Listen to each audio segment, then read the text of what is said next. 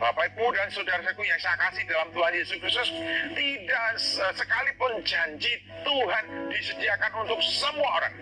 Sekalipun janji Tuhan disediakan untuk semua orang, namun tidak semua orang dapat mendapatkan bagian dari yang dijanjikan itu.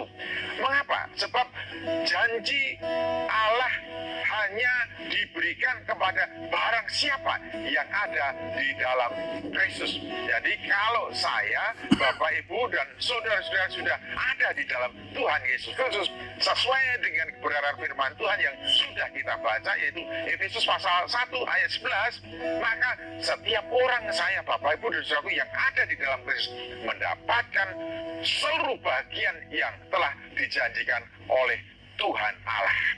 Seluruh bagian yang telah dijanjikan oleh Tuhan Allah. Oleh karena itu, Rasul Paulus mengatakan, kami yang dari semula ditentukan untuk menerima bagian itu sesuai dengan maksud Allah, yang di dalamnya segala sesuatu bekerja menurut keputusan kehendaknya, supaya kami sebelumnya telah menaruh harapan pada Kristus boleh menjadi puji-pujian bagi kemuliaannya. Bapak, Ibu, dan saudaraku yang saya kasih dalam Tuhan Yesus, kalau janji Allah kepada setiap orang itu telah dirancangkan menurut kerelaan kehendak Allah, dan setiap orang yang ada di dalam Kristus lah yang menerima janji itu, maka barang siapa yang ada di dalam Kristus memiliki pengharapan yang pasti pada Kristus. Oleh karena itu, setiap orang percaya, setiap orang yang ada di dalam Kristus menaruh sepenuhnya harapannya kepada Tuhan Yesus Kristus. Karena apa?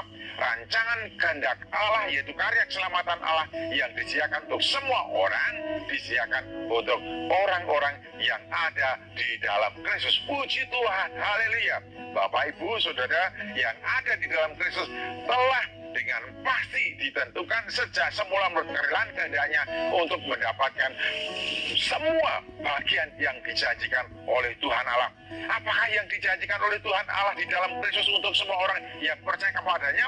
Kita sudah membahasnya 5 minggu yang lalu secara berturutan, bahwa setiap orang yang ada di dalam Kristus, ia telah menerima kasih karunia Allah yang begitu besar, yaitu segala berkat rohani dalam surga.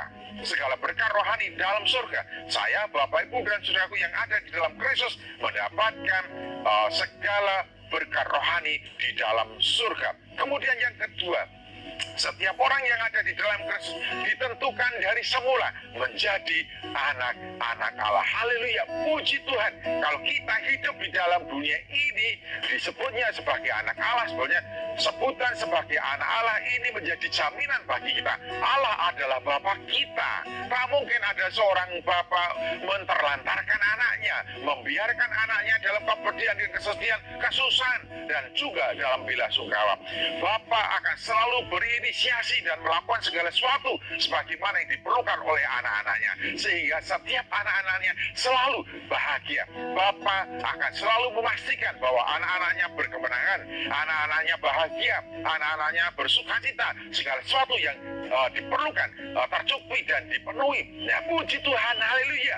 Allah kita adalah Bapa kita. Kita menyapa Allah dengan sapaan Bapa karena kita di dalam Kristus ditentukan dari semula menjadi anak-anaknya.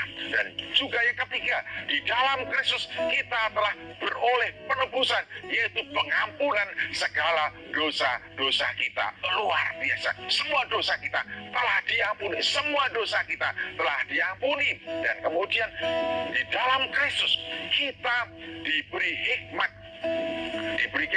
supaya kita mengerti bahwa sesungguhnya Allah telah menjadikan kita suci, menjadikan kita kudus, menjadikan kita telah dibebaskan dari kuasa dosa.